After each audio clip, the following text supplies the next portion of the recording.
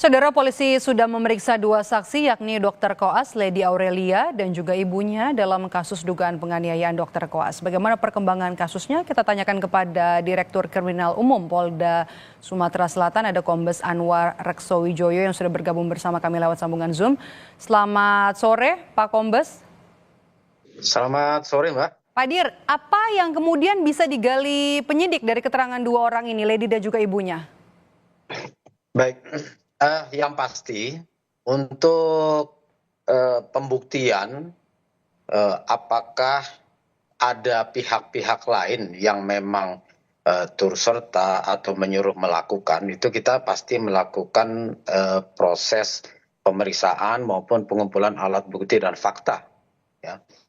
Nah, setelah tetapkan tersangka, si pelaku yang menurut keterangannya dan juga keterangan dari para saksi yang kita dapatkan adalah supir dari Ibu SM itu sendiri atau ibunya dari saudari LD yang mahasiswi Koas.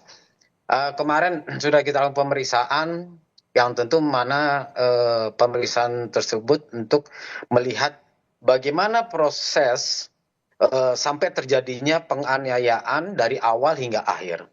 Ya, di dalam proses pembuktian tersebut di TKP memang tidak diketemukan adanya saudari LD ada di TKP. Nah, ini juga kita minta keterangan terkait mengapa ibunya juga bisa sampai ke kafe tersebut.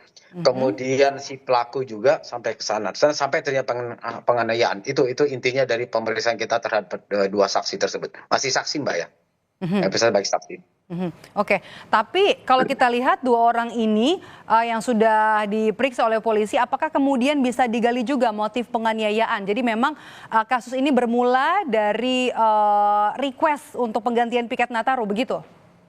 Ya, jadi begini, untuk pokok permasalahan sebetulnya adalah si saudari LD ini mendapatkan tiket yang 2 hari sekali, berbeda dengan temannya lain atau kelompok yang lain.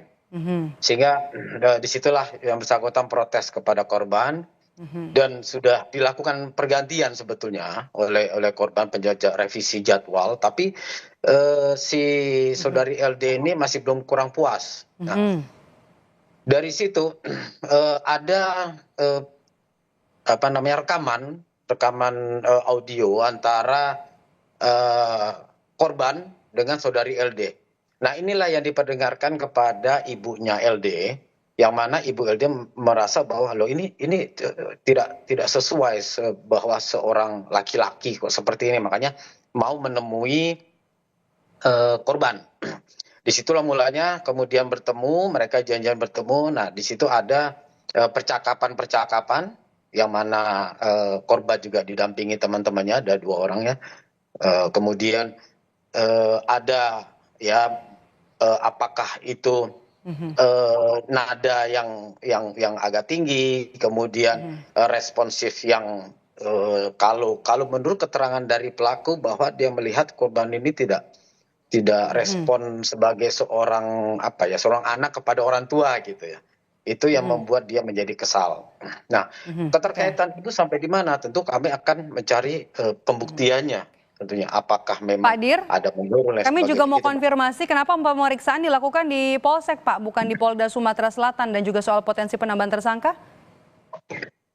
Begini, Mbak, dalam pasal 113 KUHP memang tidak ada bahwa harus dilakukan di kantor kepolisian tentunya.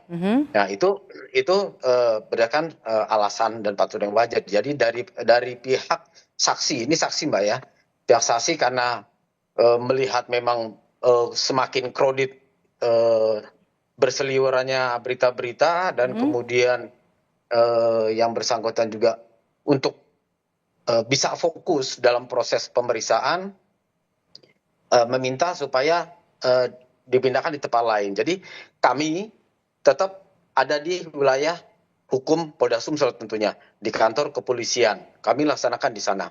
Dan itu dalam rangka memeriksa sebagai saksi untuk mencari pembuktian itu, Mbak, fakta hukum Singkat terkait saja Pak, dengan soal peristiwa. potensi penambahan tersangka, Pak Dir. Eh, Sampai saat ini kami masih mengumpulkan alat bukti, Pak. Mhm.